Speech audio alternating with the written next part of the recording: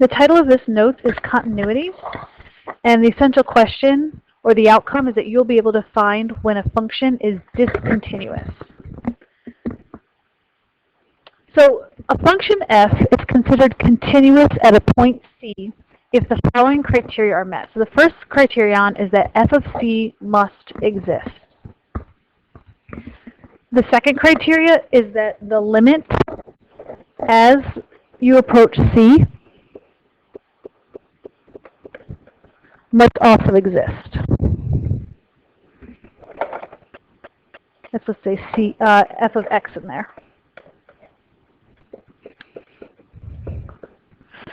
And then the third piece of criteria is that 1 and 2 have to be equal. So the limit has to equal the function.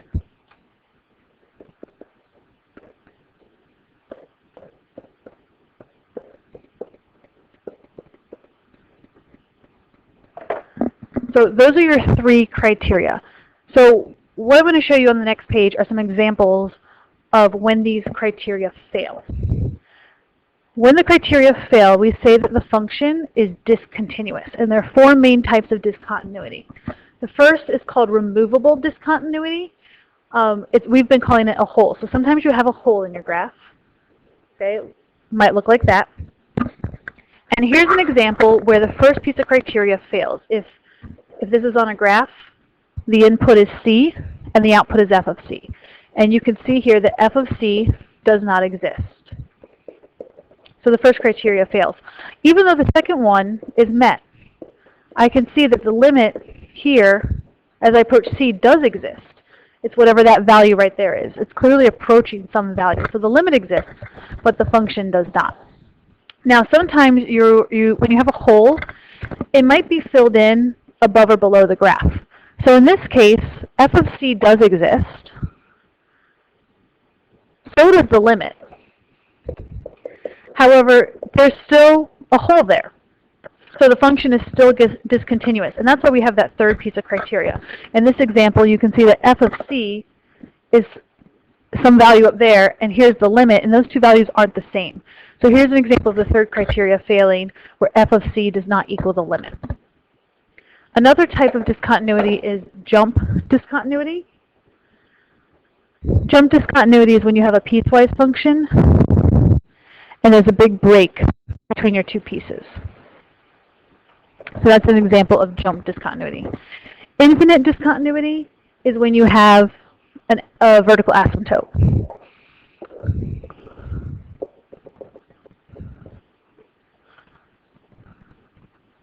So that's an example of infinite discontinuity because that graph is going up to the power of infinity at that asymptote.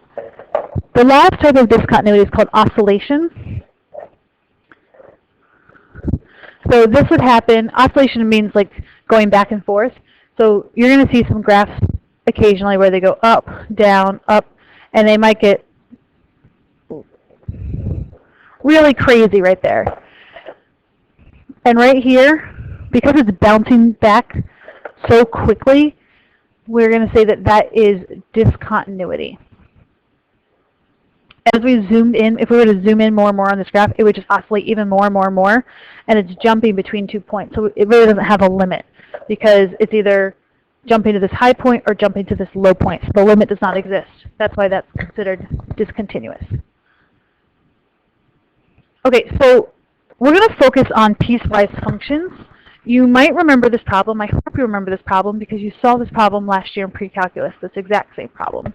So here we have a piecewise function, and we can tell that there's more pieces because it's x to the first power. So thinking about our types of discontinuity, this would be an example of jump discontinuity.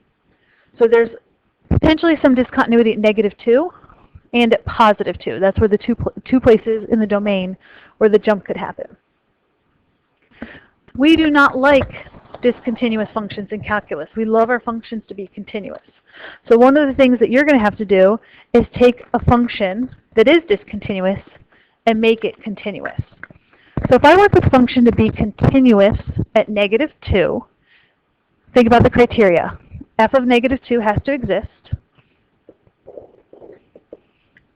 The limit has to exist. And then that third criteria is that these first two things have to be equal to each other. So the limit has to equal the value. We've talked about limits when we have a break or a jump is what it's actually officially called. The limit from the left side has to equal the limit from the right side. So if we look at this function here, and we talked about the limit from the left side, if you're to the left of -2, you are less than -2, so you would use that first branch.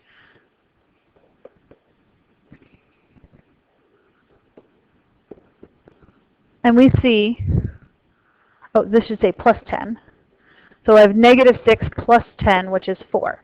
So really what we did here is we said the limit as you approach -2 from the left of that function is 4. If the function is continuous, then it's true that the limit as I approach -2 from the right is also 4. That's the only way the limit's going to exist, is if the limits from the left and the right are the same. So I want the limit of this piece, because that's to the right of 2, to be 4 as x approaches -2. So I'm going to go ahead and substitute -2 in for x.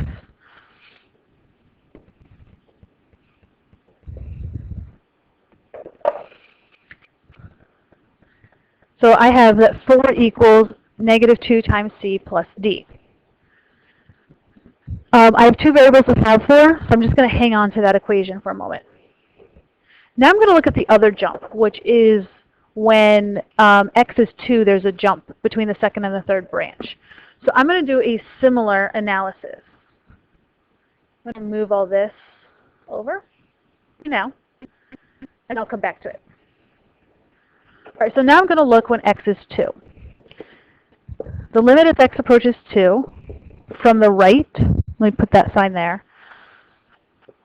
I will use the branch to the right of 2, so when x is greater than 2. Direct substitution is always your easiest technique for solving a limit.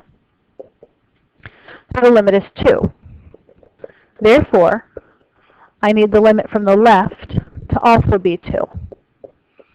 If I'm talking about the limit from the left, the limit as x approaches 2 from the left, I need a value that is smaller than 2. So I'm going to use that second branch.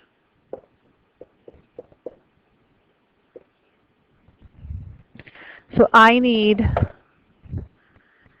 cx plus d equal to 2 when x is 2. So I'm going to substitute 2 in for x. So I now have an equation .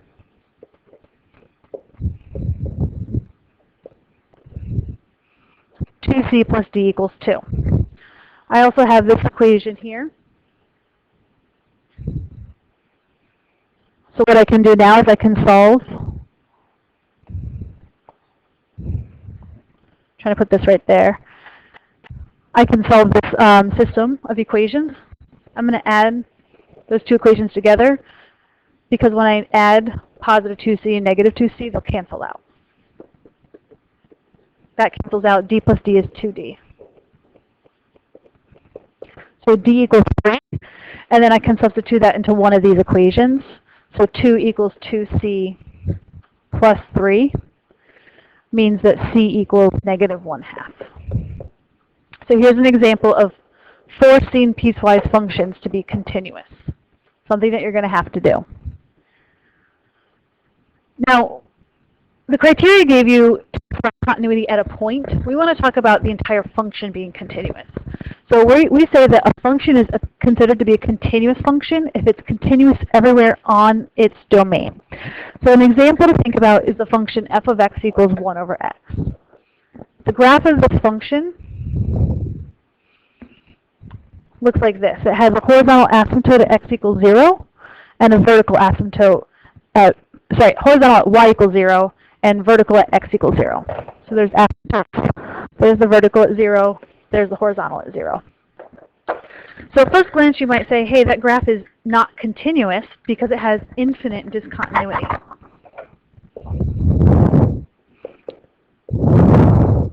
However, that's not totally right. because 0 is not in the domain of this graph. So if I said over all real numbers, then yes, this function is discontinuous. But the domain excludes 0. We say that the domain of this function is everything except for 0. You might remember this notation.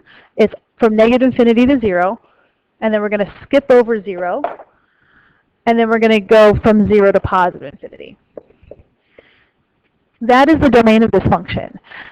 The domain excludes 0, which means that I don't have to look at 0 on the graph. So if we don't look when x is 0 on the graph, then yes, that function is continuous at every single point. So 1 over x actually is a continuous function, so long as you say it's continuous on its domain. One of the most important things that comes out of continuity is something called the intermediate value theorem. There are only 3 theorems that you have to have memorized for the AP Calculus exam, and this is one of them. It's so important and so commonplace that it's often abbreviated IVT, and you can use that abbreviation and everyone will know what you mean. The intermediate value theorem, first of all, only works if you're talking about a function that is continuous on some domain restriction, so from A to B, including the endpoints A and B. And here's what the intermediate value theorem says. It says if k is a value between f of a and f of b, then there exists a value called c that's in the interval a to b, such that f of c equals k. I'm going to sketch a graph of this for you that I hope will help it make sense. So I'm going to have a function defined on the interval from a to b. And so let's say there's a point at a, and here's a point at b, and the function is continuous. So maybe my function looks like this. It could look like anything, but it's continuous from a to b. Over here, the height of this, the height of the first point, because it's the output at a, we're calling this one f of a. And because this point here is the output at b, that value is called f of b. So the first criteria is that f is continuous on a to b. It says if k is a value between f of a and f of b. So we're going to pick an arbitrary value between a and b, and we're going to call it k. Just so you can see the height of k. Then the intermediate value theorem guarantees that there is a value c such that f of c equals k. And in this particular example, you can see that it's actually happened 3 times. Right here is a point where, if I call that one c, f of c equals k. The height of that point is k. I have another one. I'm going to call this one c1, so I'm going to call this one c2. F of c2 is also k. Here's a third one, c3. The output of that is also k. And notice that those 3 inputs, c1, c2, and c3, are all in between a and b. And that's what the intermediate value theorem guarantees, that those inputs are going to be on your interval. So let's look at an important implication for this. So here I'm going to give you 2 functions. The first function, f of x, it equals 3x plus 5. The second function, I'm not going to give you an equation, but I'm going to tell you that g is a continuous function, and I'm going to define 2 points for you. G of 0 is 10, and g of 4 equals 6. And I want you to convince me that there must be a value between 0 and 4 where f of x equals g of x. There must be a value between 0 and 4 where f of x equals g of x. So if f of x equals g of x, then it is true that I can subtract g of x from both sides, and I will get that f of x minus g of x equals 0.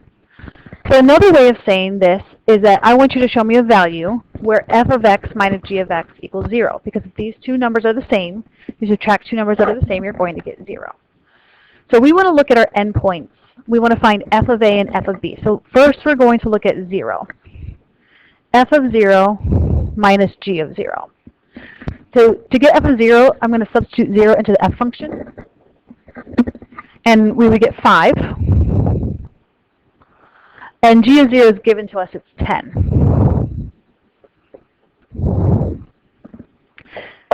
And then we're going to do similar process, but now we're going to look at the other endpoint. We're going to look at 4. So we're going to do f of 4 minus g of 4. So f of 4 is going to be, I think that's 17. 4 times 3 is 12, plus 5 is 17. And g of 4 is 6. So 17 minus 6 is 11. But I want to know, will it equal 0? Here's where the intermediate value theorem comes in. F of A is negative 5. F of B is 11. Think of this like a graph. At 0, we're at negative 5. And at 4, we're at 11. We don't know what the graph does in between. It could do anything. But you should be convinced that the graph has to cross 0. And it has to cross 0 because it is continuous. So we could say that because 0 is between negative 5 and 11, I'm going to move these out of the way. Because 0 is between negative 5 and 11, then there's a value between 0 and 4 such that f of that value minus g of that value equals 0. And the reason we can say that is by IVT. So, by IVT. And in order for IVT to work, f and g have to be continuous. F is continuous because it's a linear function, and g, you know, is continuous because I told you so. And you can abbreviate CONT by IVT, which you're allowed to use because f and g are continuous.